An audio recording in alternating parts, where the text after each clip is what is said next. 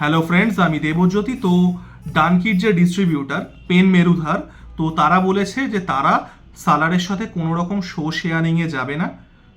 যদি ডানকি দেখাতে হয় তাহলে প্রত্যেকটা শোই ডানকিকে দিতে হবে, আর তা না হলে তারা ডানকিকে যাবে না, কোনো রকম শো শেয়ারিং হবে না। এটা তারা নর্থ ইন্ডিয়ার সিঙ্গেল স্ক্রিনের মালিকদের জানিয়ে দিয়েছে। তো এটা নিয়ে দেখলাম আমাদের বাংলার মুভি রিভিউ কমিউনিটির যারা বড় বড় ইউটিউবার আছে, তো কেউ কেউ দেখলাম সেটাকে জাস্টিফাই করার চেষ্টা করছে যে না, সালার হয়তো এটা সাউথ ইন্ডিয়াতে করবে, ডানকি এটা নর্থ ইন্ডিয়াতে করছে, সালার হয়তো সাউথ ইন্ডিয়াতে করবে। কেউ কেউ আবার বলছে সালারের ক্ল্যাশ করাই উচিত হয়নি, সালার কেন ক্ল্যাশ করছে, ডানকি ঠিক করছে। তো আমাদের যে মুভি রিভিউ কমিউনিটি আছে বাংলার, এটা পুরোপুরি অ্যাসকিসারে ভরে গেছে। এদের কাজ হচ্ছে একটা হিরোকে ধরো, সেই হিরোকে কেন্দ্র করে একটা ন্যারেটিভ বানাও, এবং সেই ন্যারেটিভটা পুশ করে এই হিরো এবং এই হিরোর ফ্যান বেসের পশ্চাৎলেখন করো। এই হচ্ছে এদের কাজ। এবার হিরোটা ভ্যারি করে, কারোর ক্ষেত্রে জিৎ, কারোর ক্ষেত্রে দেব, কারোর ক্ষেত্রে শাকিব খান, কারোর ক্ষেত্রে শাহরুখ খান, কেউ আবার ডাইরেক্টলি করে এটা, কেউ আবার একটু ইনডাইরেক্টলি একটু ঘুরিয়ে নাক বের দিয়ে কান ধরে, কিন্তু এটাই হচ্ছে কাজ। তো যাই হোক, পরচর্চা পরনিন্দা করা আমার কাজ নয়। তো ডানকি যেটা করছে পেন মেরুধার, যে সালারের সাথে কোনো রকম শো তারা শেয়ার করবে না এবং প্রত্যেকটা শোই তাদেরকে দিতে হবে, এটার একটা নাম আছে, এটার একটা অফিসিয়াল নাম আছে, ব্লক বুকিং। এবং এটাও কোনো অরিজিনাল কনসেপ্ট না, বলিউডের বেশিরভাগ জিনিসের মতো এটাও হলিউড থেকে ঝাপা। তো কি হতো, 1930s আর 40s হলিউডে দু রকমের সিনেমা তৈরি হতো। একটা হচ্ছে যেটাকে এ সিনেমা বলা হতো, সেগুলো খুব বড় বড় স্টারদের নিয়ে বিশাল বাজেটের সিনেমা, বিশাল বড় স্কেলের, বড় ডাইরেক্টররা বানাচ্ছেন, হিউজ একটা প্রোডাকশন কস্ট। তো এগুলো এ সিনেমা তৈরি হতো। আর একটা সিনেমা তৈরি হতো বি সিনেমা, যেগুলো আননোন অ্যাক্টর অ্যাক্ট্রেসদের নিয়ে, সেই সিনেমাগুলোর বাজেট খুব কম হতো, খুব তাড়াতাড়ি শ্যুট করা হতো, প্রোডাকশন ভ্যালুজ অনেক কম থাকতো। তো এই এ আর এই বি সিনেমা মিলে তারা করতো ব্লক বুকিং। তো তারা কি করতো, তারা যখন সিনেমা হলদের সাথে চুক্তি করতো, এবার তারা জানে কি তাদের এ সিনেমাটা চলবে, কারণ সেটা একটা হিউজ সিনেমা, সেটা নিয়ে দর্শকের মনে অ্যান্টিসিপেশন আছে। তো তারা থিয়েটার মালিকদের বাধ্য করতো এই এ সিনেমাটার সাথে আরও 4-5টা বি সিনেমা জুড়ে একটা প্যাকেজ করে, এই পুরো প্যাকেজটাই তাদের কন্টিনিউয়াসলি প্লে করতে হবে।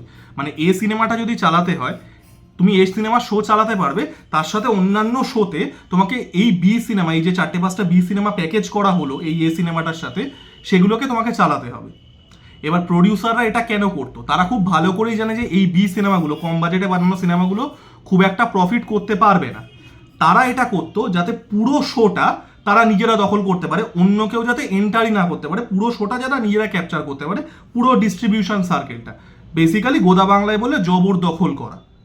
এবং এটা বেসিক্যালি একটা অ্যান্টি কম্পিটিশন প্র্যাকটিস, যেখানে তুমি তোমার কম্পিটিশনকে কোনো রকম ফেয়ার জায়গায় দিলে না কম্পিট করার, তুমি পুরোটাই আনফেয়ারলি একটা জবরদখল করে বসে থাকলে।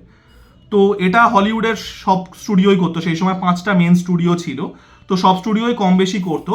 সব থেকে বেশি করতে হচ্ছে প্যারামাউন্ট পিকচার্স, আমরা সবাই জানি। তো 1948 সালে প্যারামাউন্টের এগেনস্টে কেস করা হয়, এবং সেই কেসটা সুপ্রিম কোর্টে যায়, আমেরিকার সুপ্রিম কোর্টে, এবং ইউনাইটেড স্টেটস ভার্সেস প্যারামাউন্ট, 1948-এর এই কেসে প্যারামাউন্ট হেরে যায়। এবং তারপর থেকে আইন করে বন্ধ করে দেওয়া হয় এই যে ব্লক বুকিং, যে একটা সিনেমা চালালে অন্য সিনেমা চালানো যাবে না, বা একটা সিনেমাকেই পুরো সিনেমাটা দিতে হবে, বা একটা সিনেমা চালালে অন্য সিনেমাটাও চালাতে হবে, এই রকম কোনো কন্ডিশন সিনেমা হলের মালিকদের দেওয়া যাবে না। এবং তার সাথে সাথে তারা আরও একটা কাজ করে, যে হলিউডের এই যে বড় বড় মেজর স্টুডিওস আছে, সেগুলো তারা কোনো রকম থিয়েটার চেন ওন করতে পারবে না। কারণ বড় বড় যেসব মেজর হলিউডের স্টুডিও, তাদের তো পয়সার মা বাবা নেই, তারা চাইলে ওরা হাজার হাজার থিয়েটার নিজেরা কিনে নিতে পারে। তো যাতে কোনো রকমভাবে কম্পিটিশনটা ম্যানিপুলেট না হয়, যাতে একটা লেভেল প্লেয়িং ফিল্ড থাকে, তাই জন্য সেটাও নিয়ম করে দেওয়া হয় যে কোনো মেজর স্টুডিও কোনো রকম মুভি থিয়েটার চেন, কোনো রকম সিনেমা হল ওন করতে পারবে না।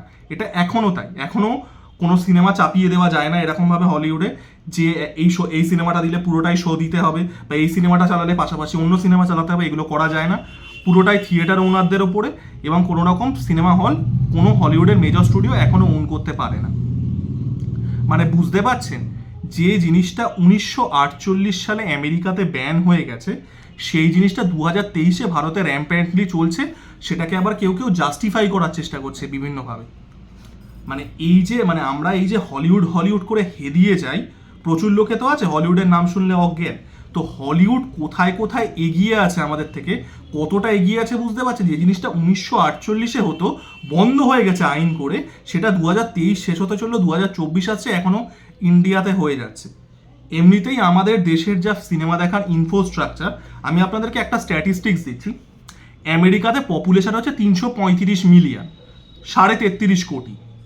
সেখানে সিনেমা হল কটা বলুন তো? 40,300। চায়নার পপুলেশন আমাদের মতনই 140 কোটি প্লাস। চায়নায় চায়নায় সিনেমা হলের সংখ্যা সিঙ্গেল স্ক্রিন এবং মাল্টিপ্লেক্স মিলিয়ে 65,500। সেখানে ভারতবর্ষে কত বলুন তো? একটা 140 কোটির দেশে সিনেমা হল মাত্র সিঙ্গেল স্ক্রিন এবং মাল্টিপ্লেক্স মিলিয়ে 8,700। 8,700 কোথায়? 40,300 কোথায়? 65,500 চায়নাতে।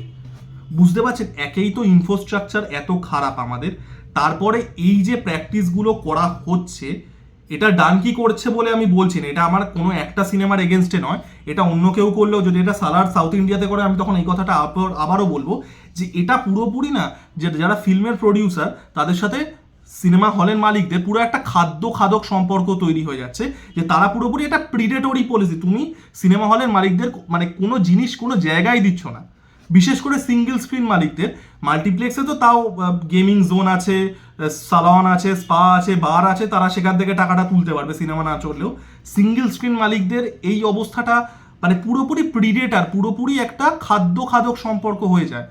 এইগুলো বহু আগে তো মানে আইন করে ব্যান করে দেওয়া উচিত ছিল। এখন সমস্যাটা হয়ে গেছে এই যে জিনিসগুলো আছে, এগুলো বহু পুরনো মৌখিক চুক্তির মতো হয়ে চলে আসে। এটার কিন্তু কোনো লিখিত কিছু নেই বা আইনত কিছু নেই। আমেরিকা কিন্তু আইন করে বন্ধ করেছিল, এবং সেটা শুধুমাত্র যে প্যারামাউন্ট কেসে হেরে গেছে বলে শুধু প্যারামাউন্টের ক্ষেত্রে তাই জন্য নয়, প্রত্যেকটা স্টুডিওর ক্ষেত্রে এখনও সেটা প্রযোজ্য। তো এটাকে কিন্তু আইন করে বন্ধ করতে হবে, তা না হলে কিন্তু এই থিয়েটার ওনারা পুরোপুরি একটা প্রিডেটার প্রে রিলেশনশিপে, একটা পুরোপুরি একটা খাদকের মতো একটা অসহায়ভাবে পড়ে থাকতে হবে তাদের কাছে। তো এই জিনিসটা, এগুলো তো বহু আগে বন্ধ হওয়ার কথা ছিল। আমি জানি না এগুলো নিয়ে অন্যান্য ইউটিউব চ্যানেলগুলো কেন কথা বলে না। এই জিনিসটা কিন্তু আইন করে বন্ধ করা উচিত, কারণ এইভাবে মৌখিক চুক্তিতে বা ইন্ডিভিজুয়াল একটা সিনেমার সাথে একটা থিয়েটার মালিকের চুক্তিতে এইভাবে হবে না, এটা আইনতই বন্ধ করতে হবে। এবং আবারও আমি বলবো যে এটা কিন্তু আমি ডানকিকে কোনো রকমভাবে টার্গেট করছি না। এটা যদি সালারের ক্ষেত্রে, যদি সালার করে সাউথ ইন্ডিয়াতে ডানকিকে শো দিচ্ছে না, আমি তখনও বলবো যদি এই এসবিএফ ধরুন ডানকি আর কাবুলিওয়ালাকে শো দেবে, তারা যদি প্রধানকে না শো দেয়, তারা যদি সেই একই কেস ব্লক বুকিং করে যে ডানকিকে শো দিলে কাবুলিওয়ালাকে শো দিতে হবে আর কাউকে শো দিতে পারবে না, আমি তখনও বলবো এই সিস্টেমটা জঘন্য একটা সিস্টেম। এটা বহু বছর আগে রিপ্লেস হয়ে যাওয়া উচিত ছিল, এখনো হয়নি। এটা কিন্তু আইনতভাবে বন্ধ করতে হবে। তো যাই হোক, আমার ভিডিওটা কেমন লাগলো জানাবেন, লাইক, কমেন্ট এবং সাবস্ক্রাইব করে আমার পাশে থাকুন। ধন্যবাদ।